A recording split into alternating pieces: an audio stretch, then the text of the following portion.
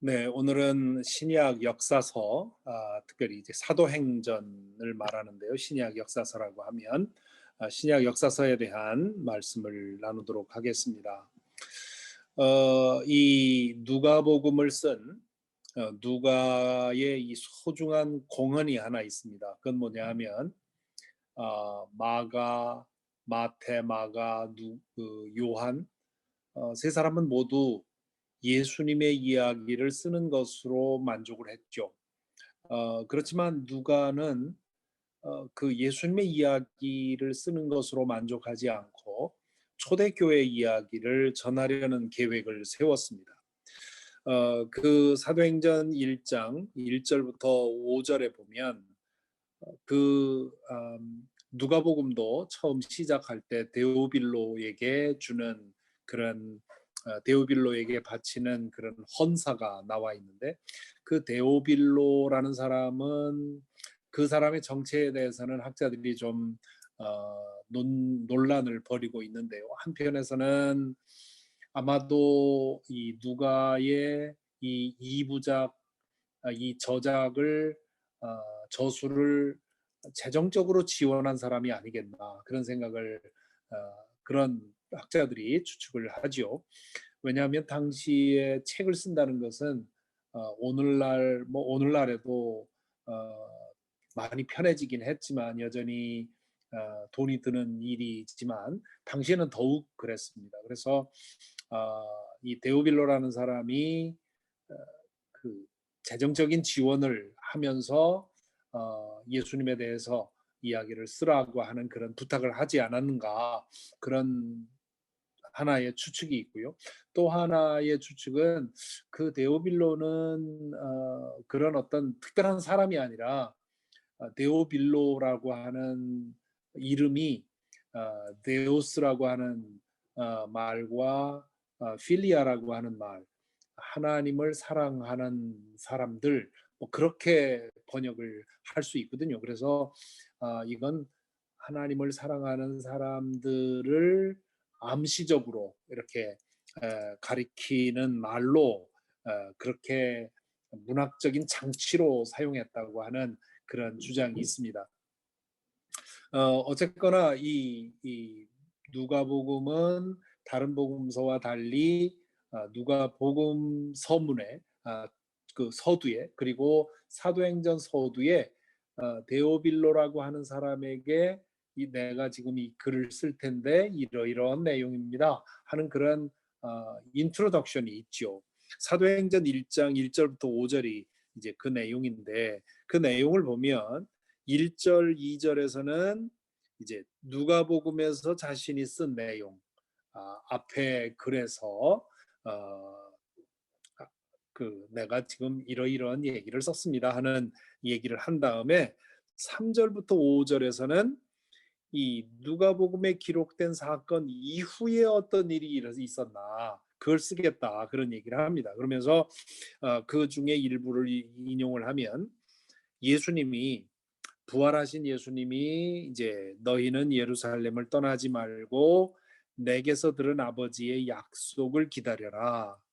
요한은 물로 세례 주었으나 너희는 여러 날이 되지 않아서 성령으로 세례를 받을 것이다.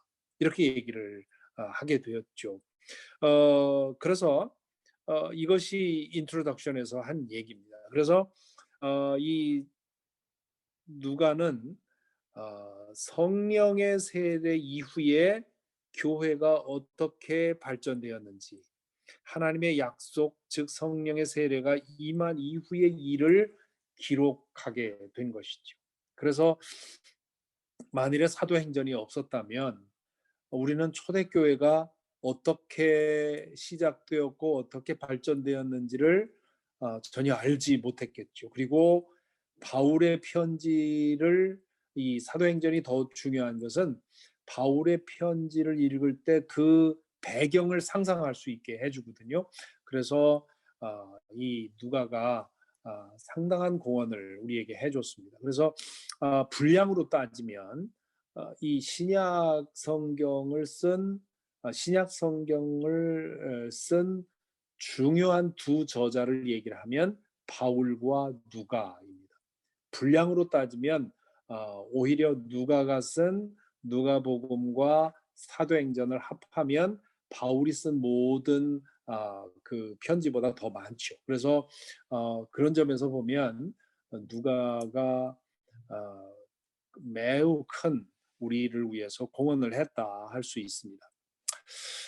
그러면 사도행전은, 그러니까 이 사도행전은 우리에게 남겨진 유일한 초대교회 기록이죠.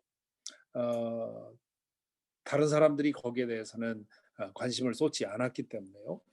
그래서 사도행전을 자세히 볼 필요가 있는데, 사도행전의 구조가 어떻게 되어 있느냐 하면, 사도행전의 구조를 어, 그 문학적인 그런 어떤 구성을 결정짓는 두 개의 기둥이 있는데요. 하나는 사도행전 1장 8절입니다. 우리 모두가 다 아마 이 정도는 암송하고 있을 텐데요. 그러나 성령이 너희에게 내리시면 너희는 능력을 받고 예루살렘과 온 유대와 사마리아와 땅 끝까지 이르러 내 증인이 될 것이다. 그렇게 얘기를 했죠. 그래서 이제 약속한 대로 성령이 너희에게 내리시면 너희는 능력을 받을 것이다. 성령에 의해서 능력을 받을 것이다. 그렇게 되면 이 예루살렘은 이제 중심지인 거죠. 원점이죠.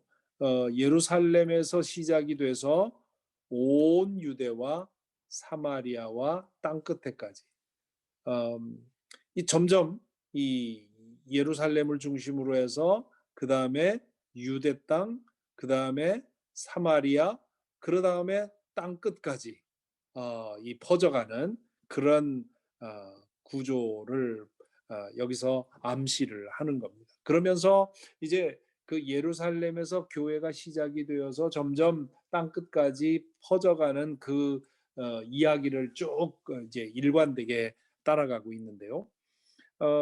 이 사도행전을 보면 5번에 걸쳐서 하나님의 말씀이 계속 퍼져나가서 이렇게 되었다 하는 그런 후렴구가 5번에 걸쳐 나옵니다.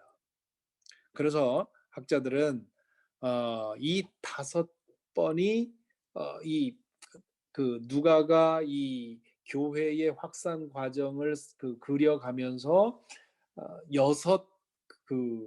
파트로 나누어서 그리고 있다, 그런 생각을 하는 겁니다. 그래서 1장부터 2장에 나오는 오순절 성령 강림 사건 이후부터 6장 7절까지는 예루살렘과 유대 지방의 교회 이야기인 것이고요. 그 다음에 9장 1절, 6장 8절부터 9장 31절까지는 사마리아로 퍼져가는 그 교회가 이제 유대 지방을 떠나서 사마리아로, 당시에 사마리아는 그동안에 여러 번 말씀드렸지만 이방 땅으로 여겨서 유대인들은 잘 가지 않으려고 하는 그런 지역이었죠. 그래서 이 사마리아 사람들은 완전한 이방인도 아니고 완전한 유대인도 아니고 그래서 유대인들로부터 따돌림을 받고 있었던 사람들인데 복음이 빌립을 통해서 사마리아로 퍼져가죠. 그 다음에 9장 32절부터 12장 24절까지 내용은 이방인에게 복음이 퍼져가는 그런 이야기입니다.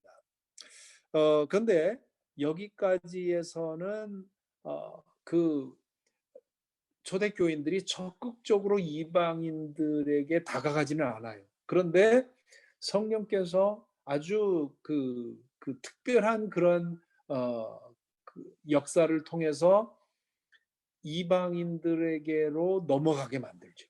당시의 유대인들로서는 이방인들에게 복음을 전할 생각이 하나도 없었어요.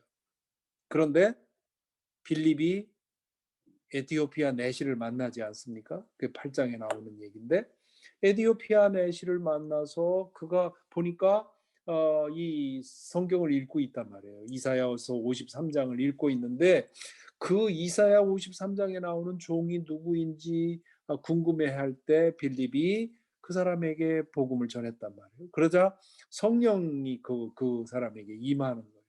그러자 빌립이 아니 성령까지 받았는데 내가 세례 안 줄 이유가 없다 해서 그 사람을 거기서 세례를 주죠. 그러니까 빌립은 굳이 그렇게 할 마음이 없었는데 이 스데반이 박해를 받고 그로 인해서 사마리아 지방으로 피신했다가 거기서 성령의 이끌림을 받아서 복음을 전한 겁니다. 또한 베드로도 마찬가지죠. 10장에 보면 베드로와 고넬료의 이야기가 있다고요. 베드로는 그때까지만 해도 이방인들에게 복음을 전할 하등의 필요성을 느끼질 않았습니다.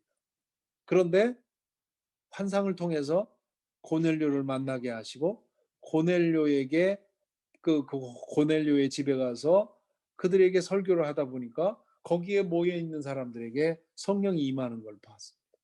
그러자 베드로가 아니 성령까지 임하셨는데 내가 세례를 안 줄 이유가 어디 있느냐 해서 고넬료와 그 집안을 그 성령을 베풀죠. 세례를 베풀죠. 이렇게 해서 이방인에게 퍼져가는데 이 기간에는 상당히 수동적으로 이끌려서 어쩔 수 없이 이방인에게 다가가게 되죠.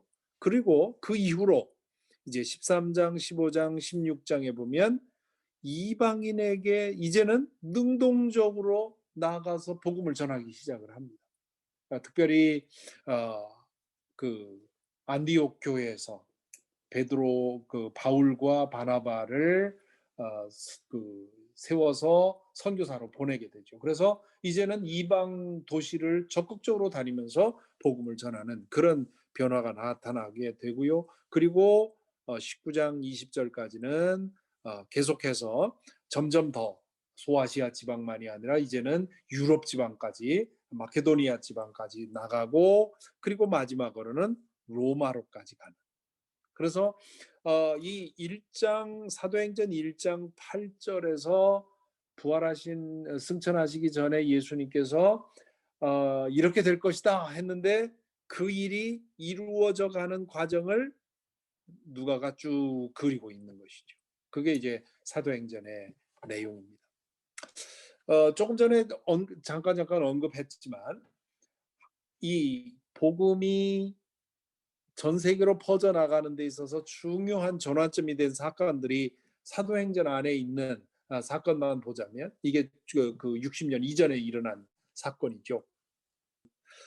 아주 중요한 그런 전환점들이 몇 번 나오는데 첫째는 오순절 성령 강림이죠. 이건 뭐 더 말할 것도 없이 교회가 탄생하는 교회의 생일이라고 하는 그런 말을 하지요.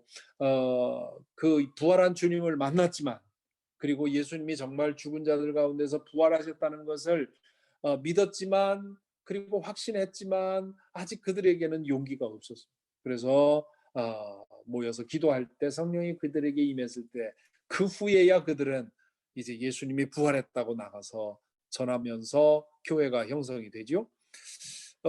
두 번째 중요한 사건은 스데반이 순교한 사건입니다. 7장에 보면 스데반이 그 설교를 하고 사울이 중심이 되어서 유대인들이 분노해가지고 이제 돌을 던져서 투석형으로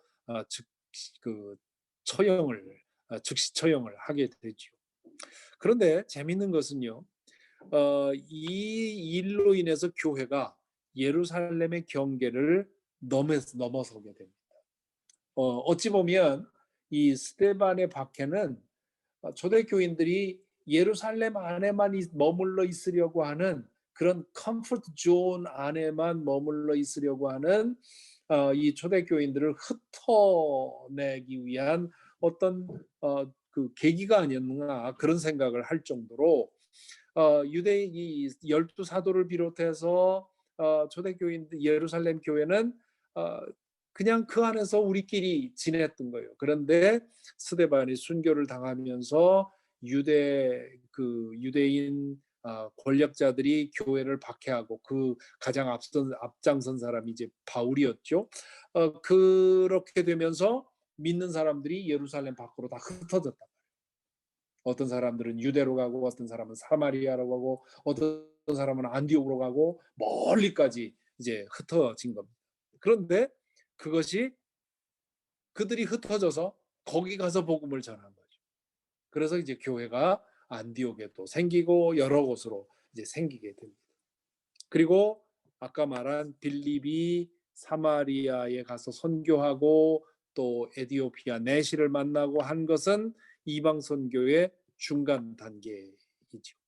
그리고 9장에 보면 사울이 회심하는 이야기가 나오죠. 이거는 이방 선교를 위한 가장 중요한 준비였습니다.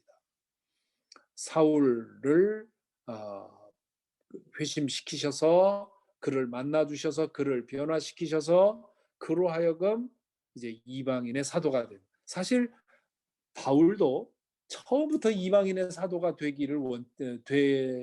되기겠다는 그런 마음이 있었던 게 아닙니다. 그런데 유대인들 중에 가장 앞장서서 교회를 박해하던 사람이 갑자기 예수 그리스도의 복음을 전하니까 그 그리스도인들을 박해하던 유대인들이 바울이 더 미워진 거죠. 자기 편이 됐다가 등을 돌렸으니까요.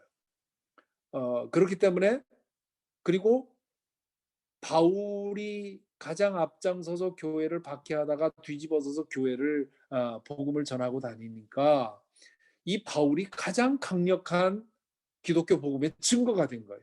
그러자 이제 그렇기 때문에 이제 유대인들이 이 바울을 그냥 두고 보지 못했던 거죠. 그래서 가는 데마다 유대 아주 그 보수적인 그런 유대인들이 가는 데마다 바울을 쫓아다니면서 방해한 거죠. 그럼으로써 바울 사도가 나는 이방인을 위해서 부름받은 이방인을 위해서 택함받은 그런 보냄받은 사도구나 해서 주로 이제 나중에는 이방인들에게 복음을 전하게 되죠. 그리고 또 하나의 사건이 베드로가 고넬료를 만난 사건입니다. 이거는 초대교회 가장 중요한 지도자였던 베드로의 신학을 바꾸는 사건이죠. 베드로가 환상 속에서 레위기 11장에서 규정하고 있는 먹어서는 안 될 온갖 부정한 그런 것 부정한 그런 음식들이 음식이 아니죠. 부정한 그런 것들이 이제 갑각류를 비롯해서 이런 부정한 동물들이 보자기에 쌓여 내려오는데 그것을 보고 깜짝 놀라니까 이걸 먹어라 그런 얘기를 하죠. 그런 환상을 통해서 그리고 그 이후에 고넬료를 만나고 그들에게 성령이 임하는 것을 보고 바울 사도 베드로는 하나님은 유대인의 하나님이 아니라 만인의 하나님이다 해서 베드로도 이 사건을 통해서 예루살렘 안에만 있지 않고 이방 도시들을 다니면서 복음을 전하게 되었죠. 그리고 이제 가장 중요한 사건은 안디옥 교회의 선교사 파송입니다. 13장에 나오는. 그래서 이것이 이방 선교의 출발점이죠. 정말 전혀 없던 일이 아닙니까? 그런데 안디옥 교회 교인들이 바울과 바나바에게 기도를 하고 그들을 선교사로 만들어서 파송을 했다. 이것은 오늘날 교회가 그렇게 하는 것은 바로 이 안디옥 교회를 모델로 삼아서 그렇게 하는 거죠. 그들이 어떻게 그렇게 했는지 그거야말로 성령께서 하신 일이라고 밖에는 설명할 수가 없습니다. 그리고 15장에 보면 첫 번째 사도회의가 나옵니다. 바울과 바나바가 다니면서 이방인들에게 복음을 전하고 그들에게는 그 할례를 받으라든가 율법을 지키라 그렇게 요구할 필요가 없다고 생각을 했어요. 그런데 유대인들은 아니 예수만 믿을 것이 아니라 율법도 지켜야 되고 이제 그 할례도 받아야 된다. 왜냐하면 그 당시만 해도 기독교가 따로 있었던 게 아니라 유대교의 일파였단 말이죠. 그러니까 예수 믿는다는 건 곧 유대교인이 되는 거고, 유대교인이 되려면 할례를 받아야 하고, 할례를 받으면 모든 율법을 지켜야 한다는 그런 논리로 이방인들도 율법을, 할례를 받고 율법을 지켜야 된다고 했죠. 거기에 대해서 바울과 바나바는 아니라고, 그럴 이유가 없다고, 왜 이방인들에게까지 우리도 지지 못하는 그런 짐을 지게 하느냐, 그렇게 얘기를. 그래서 이게 문제가 된 겁니다. 그래서 그 예루살렘에서 그 바울과 바나바를 예루살렘으로 불러서 사도들이 모여서 함께 회의를 하죠. 이게 이제 첫 번째 사도 회의입니다. 이것이 유대교의 소종파에서 독립종교로 발전하는 첫걸음이 된 것이죠. 그리고는 이 이후로 이제 주후 70년에 예루살렘 성전이 완전히 멸망하면서 초대교인들이 그것을 유대교에 대한 심판으로 해석을 하게 되고, 그러면서 예수 그리스도를 믿는 사람들이 따로 이제 하나의 그 독립적인 그런 아이덴티티를 형성하게 되고, 그리고 95년에 얌니아라고 하는 곳에서 유대교 지도자들이 모였는데, 거기서 기독교, 예수 그리스도를 믿는 사람들을 이단자로 규정을 해버립니다. 그래서 이들은 더 이상 유대교인이 아니다, 이렇게 규정을 하죠. 그렇게 되면서 기독교가 유대교의 소종파가 아니라 독립된 종교로 발전하게 되는 그런 과정을 겪게 되죠. 그래서 그 첫걸음이 바로 이 예루살렘에서 모였던 사도회의입니다. 여기서 열띤 그런 디베이트를 한 끝에 어떤 결론을 삼았냐면, 오케이, 그러면 이방인들에게 율법과 할례를 요구하지 않는다. 그리고 바울과 바나바는 이방인들을 위한 사도고, 베드로와 야고보는 유대인들을 위한 사도다. 이렇게 해서 서로 신사협정을 맺게 되는 거죠. 그리고 이제 바울이 예루살렘 여행을 하는 예루살렘의 헌금, 이 예루살렘이 그 유대 땅이 아주 지독한 흉년에 들었거든요. 그래서 예루살렘 교인들이 고통당하는 것을 이방 그 고린도 교회라든가 에베소 교회라든가 이런 이방 교회들이 그 얘기를 듣고는 이제 바울에게 헌금을 모아줘서 그들을 도와주려고 가게 됩니다. 근데 거기서 바울 사도가 체포되게 되고, 그것이 로마로 가게 되는 그런 계기가 되죠. 이 사도행전을 보면 세 개의 중요한 그런 지역이 나옵니다. 첫째는 예루살렘이죠. 말할 것도 없이 예루살렘은 교회의 원점입니다. 이 오순절 성령 강림 사건으로 인해서 예루살렘 교회가 시작이 됐고요. 그리고 예루살렘 교회는 처음 신자들이 대부분 유대인이었습니다. 그런데 그 유대인 중에는 본토 유대인과 디아스포라 유대인이 섞여 있었죠. 본토 유대인은 예루살렘 혹은 유대 땅에 계속 살았던 사람들을 말하는 거고요. 디아스포라 유대인은 다른 도시로 가서 살다가 예루살렘에 와서 살고 있던, 바울도 디아스포라 유대인이었는데, 이 디아스포라라는 말은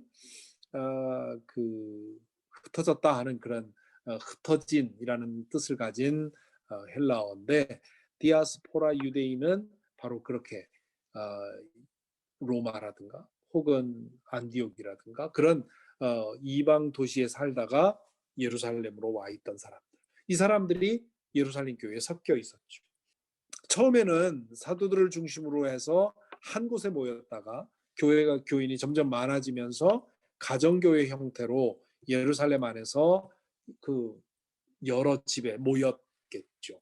그리고 사도행전 2장과 4장에서 보는 것처럼 초기에는 아주 밀도 있는 공동체 생활을 했습니다. 그래서 자기의 재산을 다 팔아서 교회에 바치고, 그러면 교회는 그것을 가지고 이 모든 사람들을 함께 살아갈 수 있도록 그렇게 하는 그런 아주 밀도 있는 그런 공동체 생활을 했습니다. 예루살렘 교회의 초기 지도자는 베드로였습니다. 그런데 그가 이방 선교에 나선 이후에는 예수님의 동생 야고보가 이어받았죠. 이 예수님의 동생 야고보는 대략 한 64년부터 69년 이 예루살렘 전쟁 어, 이전에 이제 순교 당한 것으로 보는데요. 예수님의 동생 야고보가 나중에는 이 예루살렘 교회의 지도자가 됩니다. 이 베드로는 좀 이제 유랑하면서 복음 전하는 그런 사람이 되고요. 야고보가 순교당하고 예루살렘 성전이 파괴되기 전까지 유대가 교회 안에 있는 소종파로 기독교가 인식이 되게 됐죠. 그래서 이 이후로 급속하게 예루살렘 교회는 힘을 잃어버립니다. 이 70년 이후로는 힘을 잃어버리고 중심지가 이제 안디옥으로 옮겨가게 되죠. 안디옥 교회는 스데반의 박해로 인해서 예루살렘을 떠난 사람들이 이방 선교의 도구가 되었습니다. 그래서 그 사람들이 뭐 키프로스라든가 등등 그 지역의 여러 도시로 갔는데 그들 중에 많은 사람들이 안디옥으로 갔어요. 그래서 11장 19절 21절에 이렇게 말합니다. 스데반에게 가해진 박해 때문에 흩어진 사람들이 페니키아와 키프로스와 안디옥까지 가서 유대 사람들에게만 말씀을 전하였다. 네. 유대 사람들은 오늘날도 그렇지만 아주 오래전부터 여러 나라에 흩어져 살았거든요. 그래서 이들은 말할 것도 없이 유대인들에게 먼저 복음을 전했죠. 그런데 그들 가운데 키프로스 사람과 구레네 사람 몇이 있었는데 이게 무슨 말입니까? 디아스포라 유대인들이 있었단 말이죠. 헬라 말을 잘 구사하는 그리고 이방 문화와 이런 것에 대해서 아주 익숙한 사람들이 있었는데 그들은 안디옥에 이르러서 그리스 사람들에게도 말을 하여 예수를 전하였다. 여기 그리스 사람이라고 하는 것은 그리스 말을 하는 사람을 말하죠. 당시에 로마가 당시에 모든 것을 다스리고 있었지만 문화적으로는 그리스 문화가 아직도 헬레니즘이라는 게 이게 어마어마한 그런 영향력을 갖고 있어서 그 로마가 다스리는 곳의 언어는 라틴어는 공식 용어로 사용이 됐고 일반인들이 사용하는 건 오늘날처럼 영어를 사용하는 것처럼 그렇게 했었죠. 그래서 그 사람들에게도 복음을 전했다. 주님의 손이 그들과 함께 하시니 수많은 사람이 예수를 믿고 주님께 돌아왔다. 해서 안디옥이 이제 중요한 자리로 떠오릅니다. 그리고 11장 26절에 보면 그리스도인이라는 칭호가 처음 생긴 것도 안디옥. 그리고 예루살렘 교회가 안디옥의 교회가 많아졌다 하는 얘기를 듣고는 바나바를 거기에 보냅니다. 그래서 지도하게 했는데 바나바가 가서 보니까 아주 잘 믿고 있거든요. 그러다가 바나바가 다소에 가서 거기에 있던 바울을 데리고 안디옥으로 가게 됩니다. 그리고 안디옥 교회는 이 바울과 바나바를 선교사로 세워서 파송을 하죠. 그래서 그 이후로 안디옥은 이방 선교의 거점이 되었습니다. 그래서 이 초대교회 역사에 있어서 안디옥 교회는 굉장히 중요합니다. 그리고 오늘날도 이제 지나다니다 보면 The Church of Antioch이라고 하는 그 교회 이름을 많이 보게 되는데 가끔 보게 되는데 그 안디옥 교회라는 이름을 지은 이유는 우리도 안디옥 교회처럼 이방 선교를 하는 그런 교회가 되겠다 하는 그런 의지가 거기 담겨 있다 할 수 있습니다. 그래서 이러한 과정에서 제일 중요한 것이 이제 바울의 전도 여행이었는데 말하자면 이 사도행전은 베드로와 바울 두 사람의 이야기인데 바울의 전도 여행이 중심이죠. 그래서 바울의 전도 여행을 주로 1차, 2차, 3차 나눕니다. 왜냐하면 전도 여행을 갔다가 안디옥으로 돌아왔다가 또 다시 갔다가 또 안디옥으로 돌아오고 이렇게 안디옥을 거점으로 되고 있기 때문에 안디옥으로 돌아올 때까지를 1차, 그리고 다시 떠나서 또 돌아올 때까지가 2차, 그리고 또 떠나서 로마로 가는 것이 이제 3차.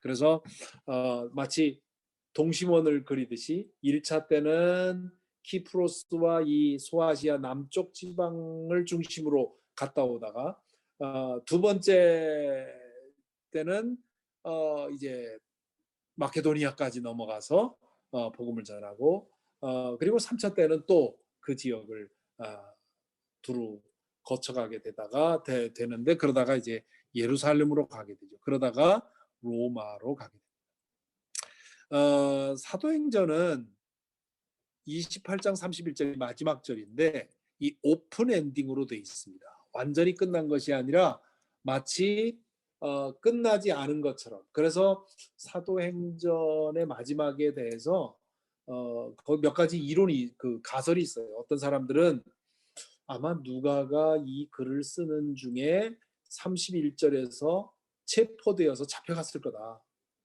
왜냐하면 마지막에 이렇게 돼 있거든요. 그는 아무런 방해도 받지 않고 아주 담대하게 하나님 나라를 전하고 주 예수 그리스도에 관한 일을 가르쳤다. 이렇게 돼 있거든요. 여기서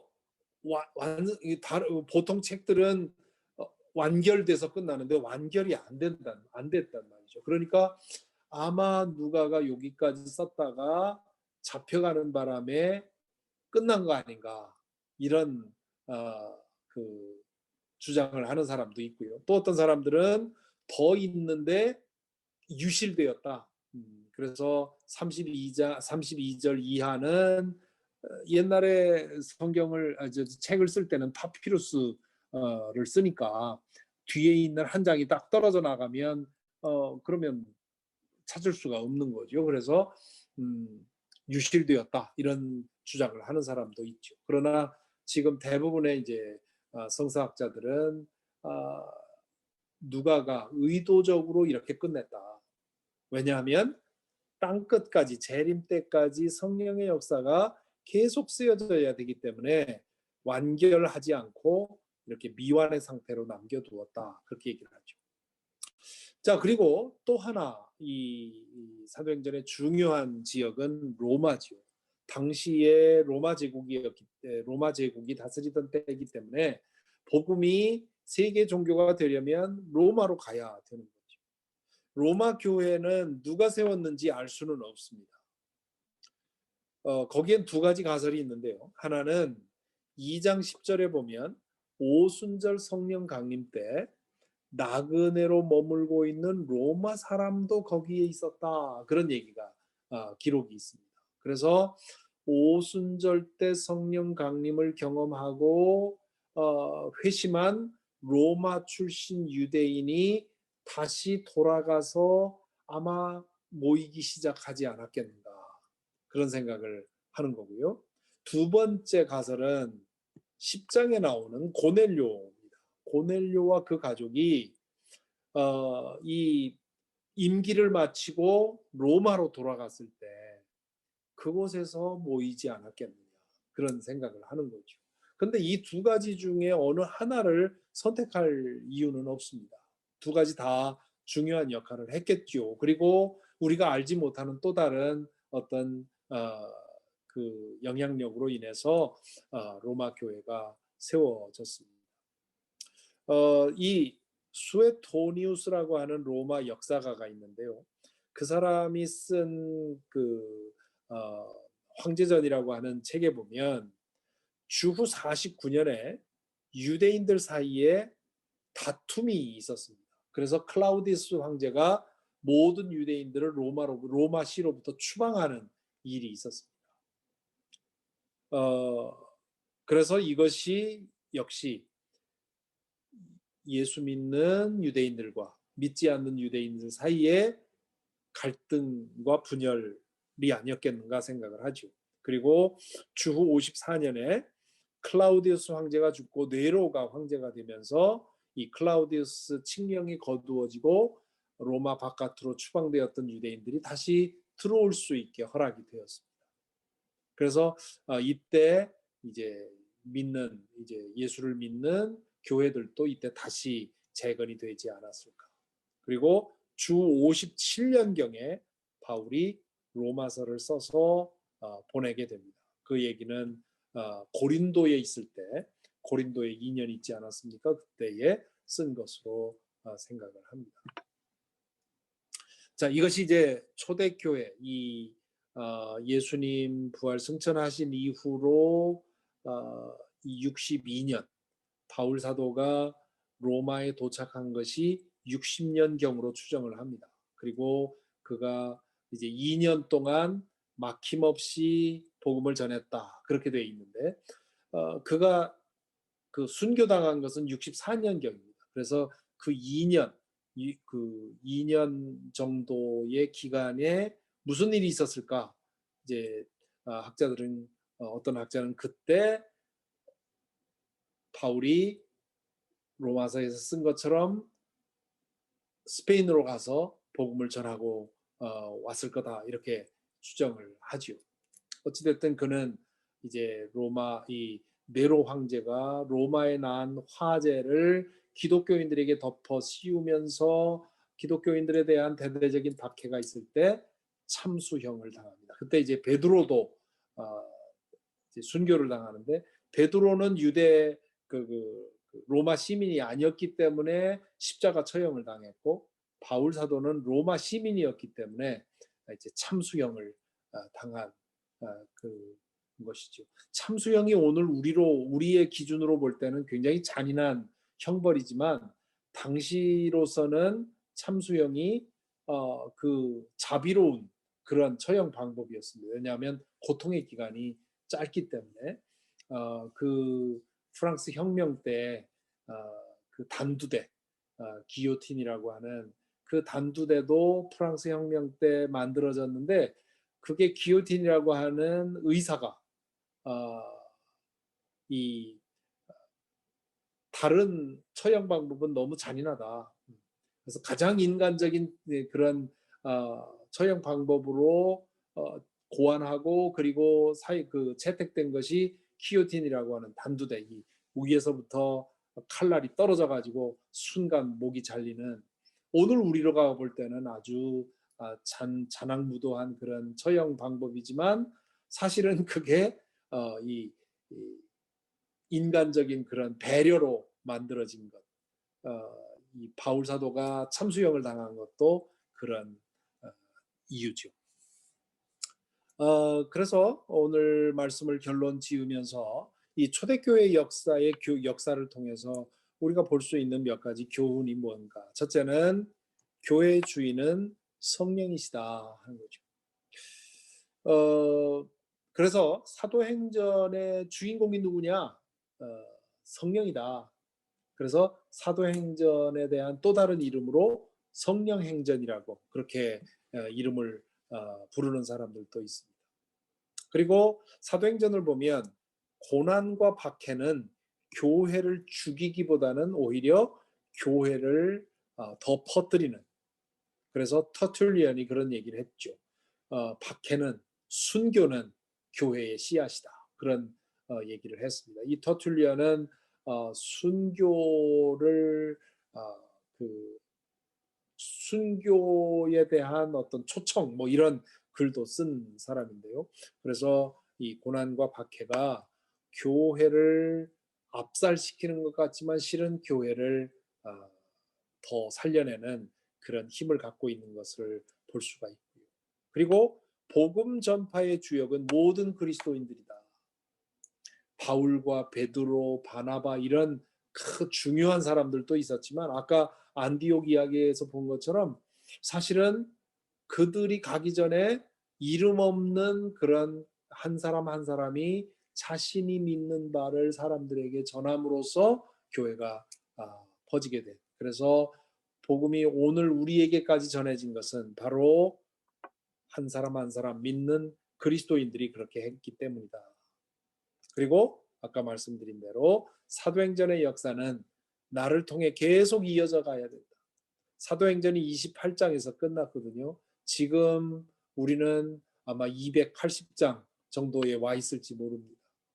예수님 오실 때까지 몇 장까지 더 쓰여질지 모르지만 이 누가가 이것을 오픈 엔딩으로 끝낸 이유는 이것이 계속해서 쓰여져 가야 한다고 하는 그런 이유 때문입니다.